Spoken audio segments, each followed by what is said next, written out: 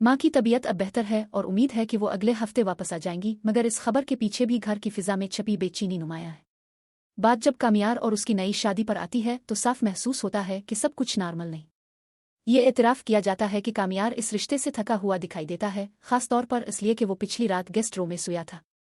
वजह ये सामने आती है कि आयरा ने इसे कमरे में आने नहीं दिया। आयरा का रवैया बाज़ लोगों को अजीब लगता है, इसके सवाल, इसका अंदाज सब सामने वाले को बेआराम कर देता है। इसी बेआरामी के बीच ये सवाल भी जन्म लेता है कि क्या ये शादी वाकई चल पाएगी या नहीं।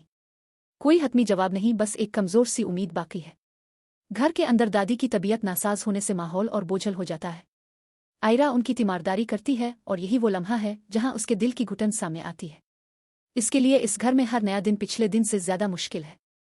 इससे ये बात खटकती है कि यहाँ सवाल करना गुनाह समझा जाता है, खास तौर पर जब वो नफीसा और सुहेल के खराब ताल्लुक पर कुछ पूछ ले। दादी इसे बताती हैं कि ये एक बहुत पुरानी कहानी है, सुहेल का दफ्तर की एक औरत में दिलचस्पी लेना, नफीसा का जान जाना और फिर बरसों पर मुहित खामोश जंग। इसी माहौल ने कामियार के मिजाज को भी सख्त बना दिया, क्योंकि इसने होश संभालते ही इस घर में मोहब्बत नहीं देखी। आयरा को ये नाइंसाफी लगती है कि इसके चंद दिनों के ताल्लुक पर सब इसे ताने देते हैं, मगर बरसों के बिखरे रिश्तों पर सवाल करना बुरा माना जाता है। दादी मानती हैं कि एक वक्त ऐसा आया था जब कामियार के बेहतर होने से पूरा घर संभलने लगा था, मगर फिर हालात ने सब कुछ दोबारा बिगाड़ दिया। दादी की बस एक ही ख्वाहिश है कि मरने से पहले इस घर के सब लोग, खास तौर पर कामियार, एक साथ हंसते हुए नजर आ जाएं। वो आयरा से उम्मीद बांधती हैं कि शायद वही इस घर को जोड़ सके। दूसरी तरफ फरिया की मुदाखलत सूरत-ए-हाल को मजीद उलझा देती है।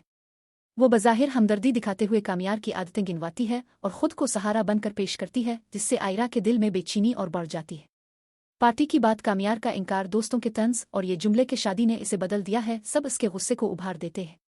वो साफ लफ्जों में कह देता है कि वो अपनी बीवी को दिखावे के लिए साथ नहीं लाएगा और महफिल छोड़ देता है। रास्ते में एक आम सा वाकया, एहतिजाज और रिक्शा वाले की गुफ्तगू, शादीशुदा जिंदगी की एक तल्ख हकीकत को मज़ाक के अंदाज में सामने ले आता है। ये हंसी दरअसल इसी उलझन का अक्स है जिससे कामियार खुद गुजर रहा है। घर पहुंचकर वक्त पर आने पर तंज, खौफ और ताकत के खेल के बीच अचानक दादी की तबीयत मजीद बिगड़ जाती है। अस्पताल जाने पर बहस होती है, मगर आयरा जिम्मेदारी संभाल लेती है और दादी के पास रुकने का फैसला करती है। यही वो लम्हा है जहां कामियार पहली बार महसूस करता है कि आयरा वाकई ख्याल रख सकती है। उधर फरिया और उसकी माँ के दरमियान माजी की गुफ्तगू चल रही है।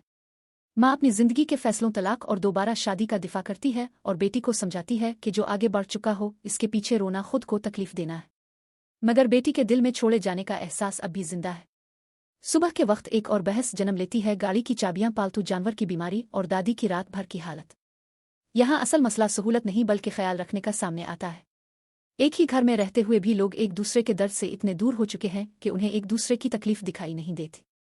कामियार तलखी में ये मान लेता है कि आयरा ने दादी के लिए जो किया वो इसने कभी नहीं किया। कहानी इसी नुक्ते पर आकर रुकती है जहां रिश्ते सवाल बन चुके हैं, फासले वाज़े हैं और ये फैसला बाकी है कि आया ये घर दोबारा जड़ पाएगा, आया खामोशी ही उसकी पहचान बनकर रह जाएगी।